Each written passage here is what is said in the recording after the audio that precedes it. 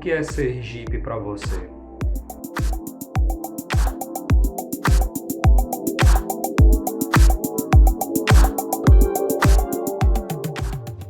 Sergipe possui 75 municípios, oficialmente, tá?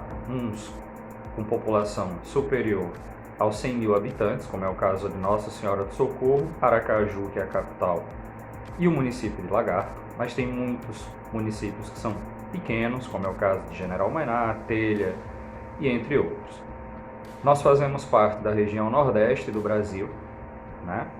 Vizinhos da Bahia, o nosso irmão histórico, e Alagoas, que pertenceu a Pernambuco em outros momentos. Ao norte nós fazemos limite ali, fazemos divisa com Alagoas, ao sul com a Bahia, oeste com a Bahia novamente, e leste nós somos banhados pelo Oceano Atlântico. Os pontos extremos que delimitam o nosso território são ao norte, lá em Canindé do São Francisco, né, a Barra do Rio Xingó; ao sul, a curva do Rio Real em Cristinápolis; leste, a Barra do Rio São Francisco, lá em Brejo Grande; e lá no oeste, a curva do Rio Real novamente, só que dessa vez no município de Poço Verde. Historicamente, Sergipe sempre esteve atrelado à Bahia, não dá para falar de um estado sem comentar o outro, né? E esse contexto da formação territorial, ele está muito ligado ali à formação das capitanias hereditárias em 1534. A coroa portuguesa precisava ocupar essa terra, né? Porque ela estava naquele momento ali da transição econômica do hemisfério leste, naquele período das Índias, das buscas de especiarias, para agora começar a ocupar o hemisfério oeste, né? Da busca por riquezas no Atlântico. E nesse contexto, alguém precisava ocupar esses territórios. O primeiro donatário dessas propriedades, que iam da Barra do Rio São Francisco até onde hoje é Salvador, né, até a Baía de Todos os Santos, até o Pontal do Itapuã, foi o Francisco Pereira Coutinho. Isso em 1534. Vai aparecer aqui o mapa aí e a data, tá? Quem doou essas terras foi o Dom João III, que era o rei de Portugal no período, e ele literalmente fez, tome conta dessa bagunça aí, porque a coroa não tem condições de administrar um vasto território. Coutinho pega esse território, mas ele acaba não tendo condições, era muito custeio para administrar esses territórios, e ele acaba não administrando.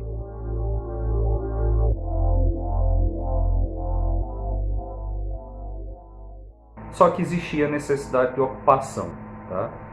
Os índios que ocupavam a Barra do São Francisco, até onde hoje é o Rio Real, que é o nosso território oficial, eles atrapalhavam o interesse português e espanhol, já que naquele contexto existia a União Ibérica, né?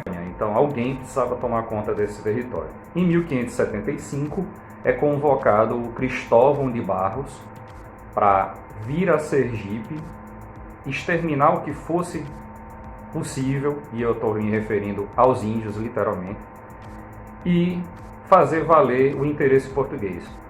Cristóvão de Barros chega no território sergipano, influenciado e financiado por uma elite colonial, e aí se destaca a elite da família Garcia Dávila, né, da Casa da Torre, e eles literalmente ocupam o nosso território, conquistam todas as terras e exterminam uma grande quantidade de indígenas.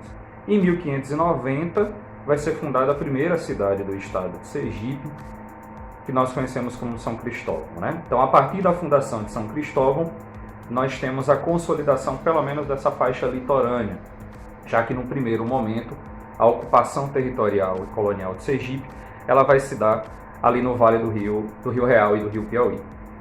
Com a necessidade de produção de carne, com a necessidade do cultivo da cana-de-açúcar, essa expansão ela chega ao Vale do Rio Quantiguiba e ao Vale do Rio Sergipe, tá? Ou seja, os rios eles foram fundamentais no processo de ocupação do nosso território. E por último, junto com essa leva vindo da Bahia, chegam as levas vindo de Pernambuco para a ocupação territorial do Vale do São Francisco. Um detalhe que tem que ser levado em consideração, a presença holandesa. Tá? Por mais que ela tenha sido muito curta, os holandeses contribuíram para a ocupação territorial no norte do nosso estado.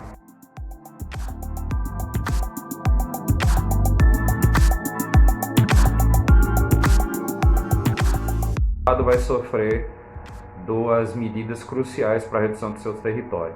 Uma é em 1698 e a outra é em 1729. Tá?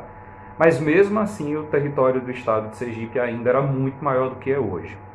Só que o que acontecia? A gente estava ali preso os demandos, os mandos e desmandos da Bahia. A Bahia era o centro político, até então era a capital da colônia. Né?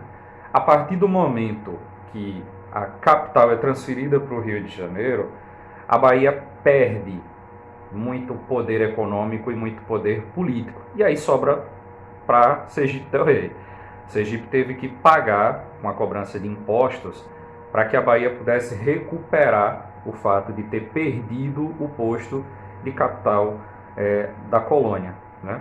E quem sofria com isso eram os produtores de gado, né? Eram os pecuaristas e os donos de engenho em Sergipe, porque os nossos produtos tinham que ir para Salvador para poder ser exportado. Né? Sergipe não podia fazer negócio diretamente com a coroa portuguesa. E aí começa a surgir, além da perda de território por uma influência política, muitas vezes a elite baiana não aceitava pagar impostos para as autoridades existentes no nosso território, e por essa dificuldade de comércio com outras regiões, começou a surgir um movimento de emancipação. Né? Sergipe precisava ser dono do seu próprio território. Até que, em 8 de julho de 1820, o rei Dom João VI assina esse decreto aqui, tá? E torna Sergipe literalmente independente da Bahia. Porém, os baianos não aceitam esse processo, prendem o nosso primeiro governador, o Carlos César Pulamar, que é levado preso à Bahia, tá? E é necessário um processo de luta. O 8 de julho foi uma assinatura formal do rei de Portugal, mas não foi a constatação da nossa independência. Mas é considerado uma data crucial, porque pela primeira vez um documento oficial nos torna independentes da Bahia.